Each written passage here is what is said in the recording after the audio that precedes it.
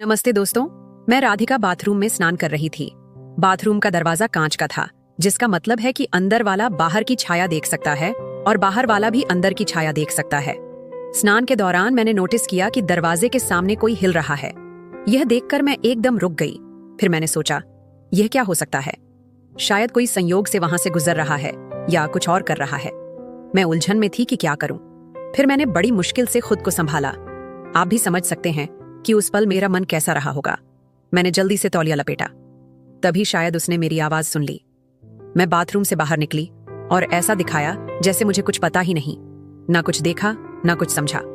फिर मैं सीधे अपने कमरे में चली गई और जानबूझकर दरवाजा थोड़ा खुला छोड़ दिया। मैंने सोचा, अगर यह संयोग था तो वह दोबारा इधर नहीं आएगा, लेकिन अगर उसने जानबूझकर ऐसा किया तो बार बार आएगा।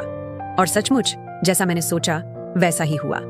मैंने देखा कि वह मेरे कमरे के दरवाजे के सामने से गुजरा और मुझे साफ दिखा कि वह मुझे ही देख रहा था। उस वक्त मैं समझ नहीं पाई कि क्या करूं, लेकिन फिर मैंने खुद से कहा, राधिका, अगर वह खुद तेरे पास आ रहा है तो जो वह चाहता है उसे दे दे। वैसे भी बांटने से कुछ कम नहीं होता। यह विचार आते ही मैंने खुद को उस पल के हवाले कर दिया। मैंने कपड़े बदले और एक हल्की पारदर्शी नाइटी पहन ली। फिर मैं ड्राइंग रूम में टीवी देखने चली गई। वह भी वहां बैठा था।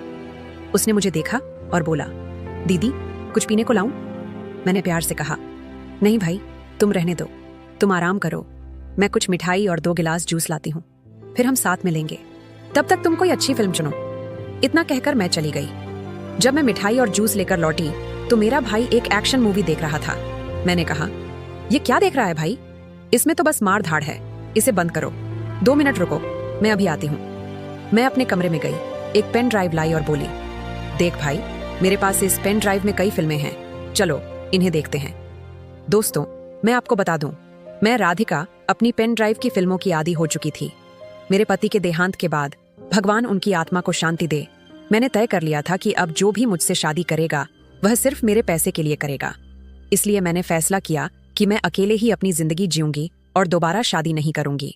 तब से मैंने वह सब शुरू किया और उन फिल्मों को अपने पास रख लिया। जब भी मन करता मैं उन्हें देखती और खुश रहती। लेकिन अब जब मुझे अपने भाई पर भरोसा हो गया तो मैंने सोचा, यह किसी और से तो बेहतर है। वैसे भी मैं एक बार अपने भाई को आजमा सकती हूँ। ये कहानी तब शुरू हुई जब मैं विधवा हुई। मेरे पति के घर वाले मेरे साथ नहीं रहते थे, क्योंकि मैंने लव मैरिज की थी और उन्हें हमारा प्यार मंजूर नहीं था। मेरी माँ मेरे प्यार के साथ थी, तो उनकी सहमति से मैंने शादी कर ली। मेरे पति मुझे पुणे ले आए, जहां हम खुशी खुशी रहने लगे। लेकिन हमारा साथ सिर्फ 4 साल का रहा। एक रात पार्टी से लौटते वक्त हमारा एक्सीडेंट हो गया। मैं बच गई, लेकिन मेरे पति मुझे छोड़कर चले गए। तब से मैं उनकी यादों के साथ इस 2 कमरों के घर में अकेले रह रही थी। जब मेरी माँ को मेरे पति की मौत की खबर मिली तो वह मुझे दिलासा देने लगी और बार बार कहती कि वह मेरे भाई अर्जुन को मेरे साथ रहने भेज दे। वह कहती, राधिका, कब तक अकेले रहोगी? लोग तरह तरह की बातें करते हैं। मैं कहती, माँ, मुझे अकेले रहने दे, मैं खुश हूं। लेकिन माँ कहती, नहीं, शादी कर ले। मैंने कहा, शादी बिल्कुल नहीं माँ। फिर माँ बोली, ठीक है, तो अर्जुन तुम्हारे साथ रहेगा।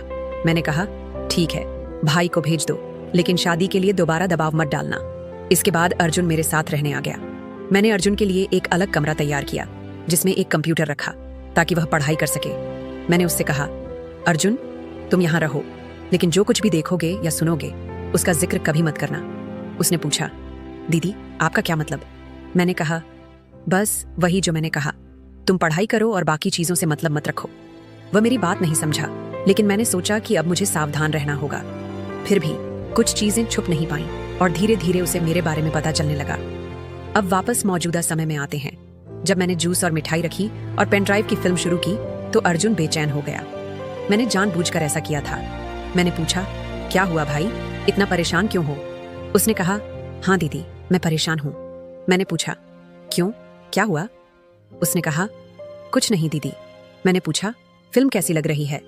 उसने कहा, दीदी, ये क्या चला रखा है, ये तो परेशान करने वाली फिल्म है। मैंने कहा, क्या शर्म आ रही है? वैसे मैंने तुम्हें कल देख लिया था। वह चौंक गया और बोला, देख लिया मतलब?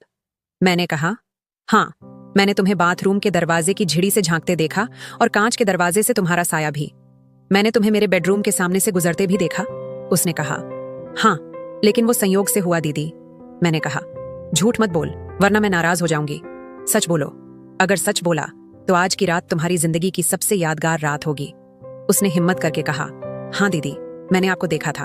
मैंने पूछा, तुमने ऐसा क्यों किया? उसने कहा, दीदी, मैंने कल रात आपको देखा और सुना जब आप अपने कमरे में थीं। आपकी आवाज अनजाने में निकली तो मैं आपके कमरे की तरफ गया, लेकिन जो देखा उससे मैं बेचैन हूं। मैंने पूछा, क्या देखा? उसने कहा, बस इतना ही दीदी। मैंने कहा, अच्छा, अब बताओ क्या चाहते हो? उसने कहा, क्या मतलब दीदी? मैंने कहा, फिल्म में जो हो रहा है वो देख रहे हो ना? उसने कहा, हाँ, ये तो पागल कर देगा। मैंने कहा, क्यों पागल कर देगा? उसने कहा, दीदी, मैं जवान हूं, ऐसी चीजें देखकर क्या होगा? मैंने कहा, कुछ नहीं और बहुत कुछ। आज मैं तुम्हें वो एहसास दिलाऊंगी जो तुमने पहले कभी नहीं लिया।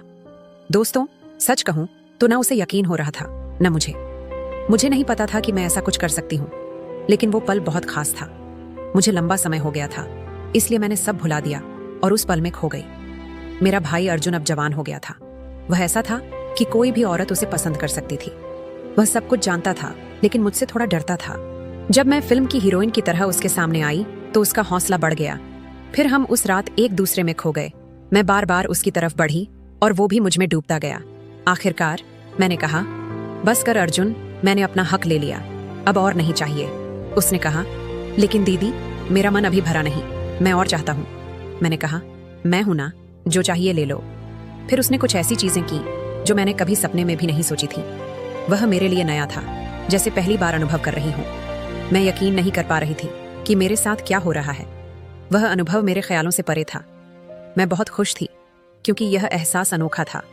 उस दिन से हमारा रिश्ता बदल गया। मेरा भाई हर दिन मुझे ढेर सारा प्यार करने लगा। हमने यह कई महीनों तक किया, लेकिन फिर एक खबर ने मुझे हिला दिया। मुझे पता चला कि मैं गंभीर रूप से बीमार हूं और मुझे कैंसर है। अब मुझे समझ नहीं आ रहा कि क्या करूं। क्या यह मेरे कर्मों की सजा है? मैं आपसे अपनी कहानी इसलिए शेयर कर रही हूं ताकि आप मुझे सलाह दें। मुझे पता है आप कहेंगे कि यह मेरे कर्मों का फल है, लेकिन मैं चाहती हूं कि आप मेरी भावनाओं को समझें, मेरी जगह खुद को रख कर देखें और फिर सलाह दें। मैं आपके सुझावों का इंतजार करूंगी और उन्हें ध्यान से पढ़ूंगी। तो दोस्तों, यह थी मेरी कहानी। आपको यह कैसी लगी? कमेंट करके जरूर बताएं। अगर पसंद आई तो लाइक करें और दोस्तों के साथ शेयर करें। ऐसी ही कहानियों के लिए हमारे चैनल को सब्सक्राइब करें और बेल आइकन दबाना न भूलें। धन्यवाद।